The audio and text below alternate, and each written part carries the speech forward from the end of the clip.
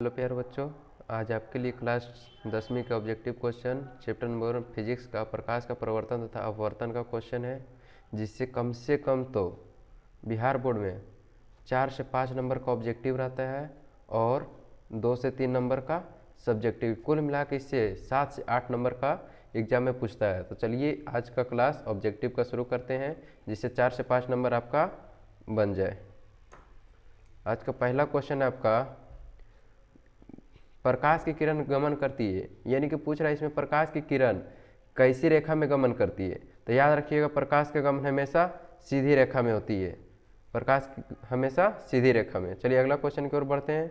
अगला क्वेश्चन, प्रकाश का वेग न्यूनतम किस में होता है? तो प्रकाश का वेग न्यूनतम कांच में होता है। याद रखिएगा, कांच में। जल में आवाज़ आता है, वायु में भी आता है। सब याद रखिए, अगर सबसे ज़्यादा अधिकतम पूछेगा, अगर क्वेश्चन में कहेगा कि प्रकाश का अधिकतम वेग किस में होता है, तो प्रकाश का अधिकतम वेग वायु में, उसके बाद जल में, लेकिन सबसे न्यूनतम यह पूछ रहा है, सबसे न्यूनतम तो न्यूनतम हो जाएगा कांच में। अगला क्वेश्चन की ओर बढ़ते हैं। अगला क्वेश्चन है, मोटर गाड़ी के चालक के सामने लगा क्या रहता है? तो मोटर गाड़ी के चालक, जो गाड़ी पर जिससे रहता है बस ट्रक जिसका रहता है, आगे का जो शीशा रहता है, आगे का शीशा किस चीज़ का बना रहता है?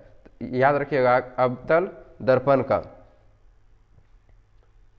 नहीं, एक मिनट रुकिएगा, इसमें मोटर गाड़ी के चालक के सामने पूछ रहा है, तो मोटर गाड़ी के लिए क्या हो जाएगा? उत्तल हो जाएगा। आंसर उत्तल, आंसर हो जाएगा उत्तल दर्पण। अगला क्वेश्चन की ओर देखते हैं। मोटर कार के हेडलाइट में किसका प्रयोग होता है? तो मोटर कार के हेडलाइट, जो कि उसका लाइट रहता है, सामने वाला जो लाइट रहता है, उसमें यूज होता है किसका? उसमें यूज होता है अवतल दर्पण। अगला क्वेश्चन की ओर बढ़ते हैं। अगला क्वेश्चन है, समतल दर्पण द्वारा बना प्रतिबिंब कैसा होता है? समतल दर्पण, समतल दर्पण यानी कि बराबर जो प्लेन रहता है, प्लेन दर्पण में बना प्रतिबिंब याद रखिएगा हमेशा कैसा रहता है? हमेशा काल्पनिक रहता है। अगला क्वेश्चन, लेंस की क्षमता कैसा है मात्रक? डायोप्टर, जिसे डी से इंडिकेट किया जाता है। अगला क्वेश्चन, प्रकाश की किरणों का पथ दर्शाने वाले चित्र को क्या कहते हैं? यहाँ पूछ रहे प्रकाश की किरणों का पथ दर्शाने वाले चित्र को क्या कहते हैं? तो याद रखिएगा, किरण आरेख। वहाँ क्वेश्चन पूछेगा कि किरण को फैलाने वाला पुंज, तब होगा किरण पुंज, लेकिन इसमें कहा रहा है कि पथ दर्शाने वाले चित्र को क्या कहते हैं? तो किरण आरेख, यानी कि प्रकाश एक समतल सतह पर आ रहा है, समतल, तो प्रकाश का किरण, जो प्रकाश के किरण आता है वो कैसी रेखा में आती है? तो सरल रेखा में आता है। तो पूछ रहा है किरण आरेख, जो चित्र बनता है, इस तरह से आप लोग प्रकाश के प्रवर्तन में चित्र बनाए होंगे। एक होता है आपतन कोण और एक होता है प्रवर्तन कोण। आपतन कोण आने, जो प्रकाश जिस कोण से आता है उसे आपतन कोण, और प्रकाश जिस दिशा में परिवर्तन मतलब वापस लौट जाता है उसे प्रवर्तन कोण। ये आप लोग सब्जेक्टिव में पढ़े होंगे। अगला क्वेश्चन, किसी उत्तल लेंस का फोकांतर 50 सेंटीमीटर, तो उसकी क्षमता क्या होगी?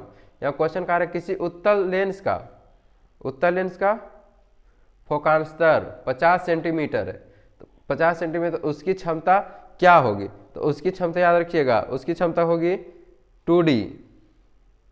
यहाँ पे देखिए थोड़ा सा मिसटाइपिंग है, यहाँ पे 2D, आंसर हो जाएगा डी, यानी कि 2 डायोप्टर। अगला क्वेश्चन की ओर बढ़ते हैं। अगला क्वेश्चन है, प्रकाश की किरणों का समूह को क्या कहते हैं? देखिए अभी वहाँ पे क्वेश्चन था, एक क्वेश्चन यहाँ पे ये था, यहाँ पे देखिए क्वेश्चन था, यहाँ पे देखिए क्वेश्चन था प्रकाश की किरणों का पथ दर्शाने वाले, लेकिन यहाँ पे क्वेश्चन है प्रकाश की किरणों का समूह। तो प्रकाश की किरणों का समूह क्या हो जाएगा? प्रकाश की किरणों का समूह हो जाएगा किरण पुंज, ऑप्शन नंबर बी। अगला क्वेश्चन की ओर बढ़ते हैं। अगला क्वेश्चन है, उत्तल लेंस की क्षमता कैसी होती है? तो याद रखिएगा, उत्तल लेंस की क्षमता हमेशा कैसी होती है? ऋणात्मक, धनात्मक, ए और बी दोनों, इनमें से कोई नहीं। तो याद रखिएगा हमेशा उत्तल लेंस का क्षमता धनात्मक, आंसर धनात्मक। अगला, अवतल लेंस की क्षमता क्या होती है? उत्तल का याद रखिएगा, उत्तल का धनात्मक, अवतल का ऋणात्मक। अगला क्वेश्चन की ओर बढ़ते हैं। उत्तल लेंस को क्या कहते हैं? तो उत्तल लेंस को अभिसारी लेंस भी कहा जाता है। अगला क्वेश्चन की ओर बढ़ते हैं। अवतल लेंस को क्या कहते हैं? तो अवतल लेंस को अपसारी लेंस भी कहा जाता है। अगला क्वेश्चन की ओर बढ़ते हैं। निम्न में से कौन पदार्थ लेंस बनाने के लिए प्रयुक्त नहीं किया जाता है? तो शीशा को जल से तोड़ा जाता है, ये बात तो आप लोग को पता ही होगा। शीशा को जल से तोड़ा जाता है, कांच से यूज किया ही जाता है, प्लास्टिक, उसमें जब शीशा लेंस बनाया जाता है तो उसमें प्लास्टिक का भी उपयोग किया जाता है। तो इसमें मिट्टी नहीं होगा, आंसर हो जाएगा इसका मिट्टी, आंसर मिट्टी। अगला क्वेश्चन की ओर बढ़ते हैं।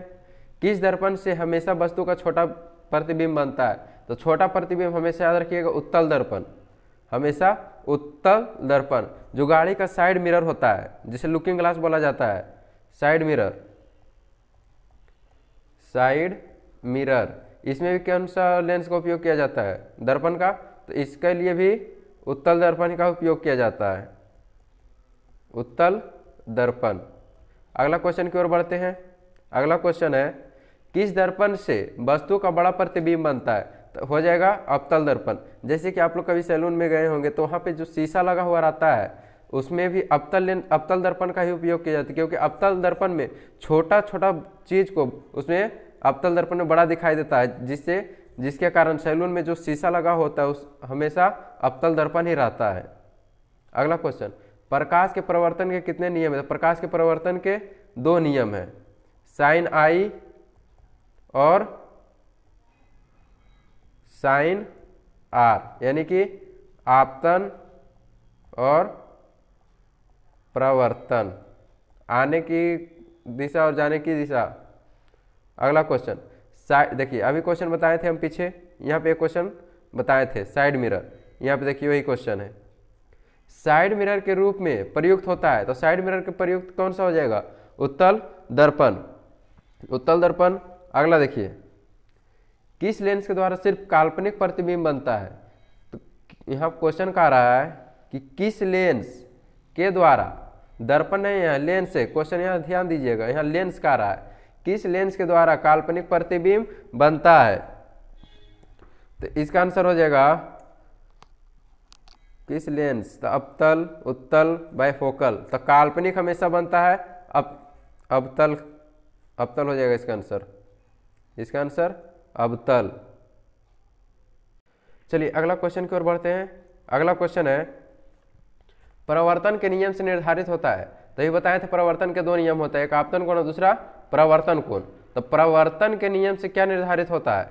आपतन कोण बराबर परावर्तन कोण, परावर्तन कोण बराबर आपतन कोण, आपतन कोण बराबर विचलन कोण, इनमें से कोई नहीं। तो याद रखिएगा पहले कोई भी किरण आएगा यानी कि आपतन, उसके बाद वही किरण वापस लौटेगा तो हो जाएगा परावर्तन।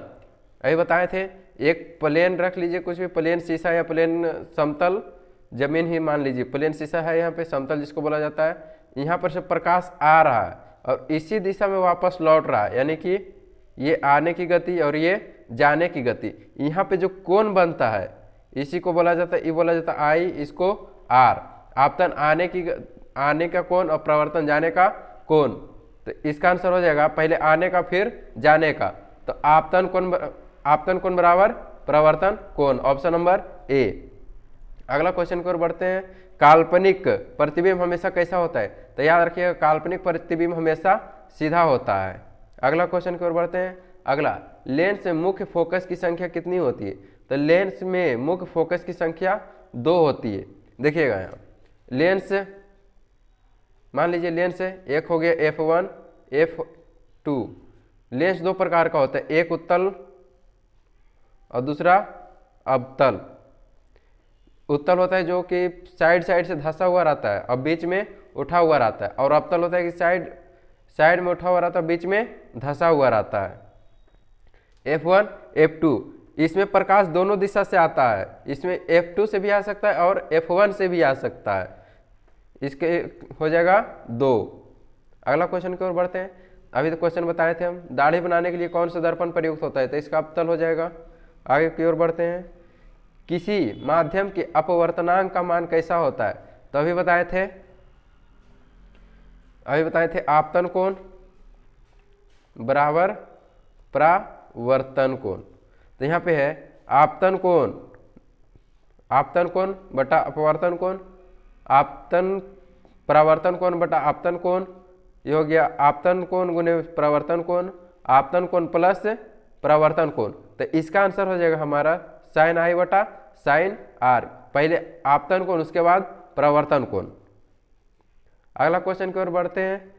एक उत्तल लेंस कैसा होता है, तभी बताए थे। उत्तल लेंस इस प्रकार का रहता है जो कि साइड साइड से धंसा हुआ रहता है और बीच में उठा हुआ रहता है, तो किनारे की अपेक्षा बीच में मोटा, ऑप्शन नंबर सी हो जाएगा इसका। अगला क्वेश्चन की ओर बढ़ते हैं। अगला, अवतल लेंस का आवर्धन m बराबर किसका होता है, तो याद रखिएगा अवतल लेंस, ये क्वेश्चन एग्जाम में पूछता है कि अवतल लेंस का आवर्धन m बराबर होता है तो किसका बराबर होता है, तो इसका आंसर हो जाएगा आपका अवतल लेंस का आवर्धन m बराबर होता है u बटा भी, एक मिनट, u बटा भी नहीं होगा, u भी नहीं होगा, u प्लस भी नहीं होगा, हो जाएगा v बाई u। अगला क्वेश्चन, सोलर कुकर में प्रयोग किया जाता है, तो सोलर कुकर में किस दर्पण का उपयोग किया जाता है, तो सोलर कुकर में याद रखिएगा अवतल। अगला क्वेश्चन की ओर बढ़ते हैं। अगला क्वेश्चन है, उत्तल लेंस में बना प्रतिबिंब कैसा होता है, तो उत्तल लेंस में बना प्रतिबिंब हमेशा वास्तविक और उल्टा होता है। अगला क्वेश्चन की ओर बढ़ते हैं। वह गोलीय दर्पण जो बाहर की तरफ वक्रित हो कहलाता है, वह गोलीय दर्पण बाहर की तरफ वक्रित बताए थे अभी, जैसे हो गया ये, अब एक मिनट रुकिएगा थोड़ा सा,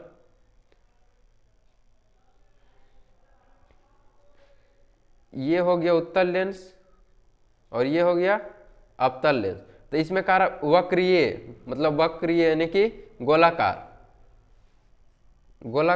तो गोलाकार वक्र के जैसे किसमें है, इसमें है, अवतल में है या फिर उत्तल में, तो इसमें देख के पता चल रहा है कि वक्रीय किसमें है, उत्तल में ही, तो उत्तल का आंसर हो जाएगा इसका आंसर सी। आगे क्वेश्चन बढ़ते हैं। अगला क्वेश्चन है, इनमें से कौन दर्पण का सूत्र है, इनमें से कौन दर्पण का सूत्र है, तो इसका आंसर हो जाएगा 1/v प्लस 1/1 बटा v प्लस 1 बटा u बराबर 1 बटा f, हो जाएगा इसका answer A, option number A.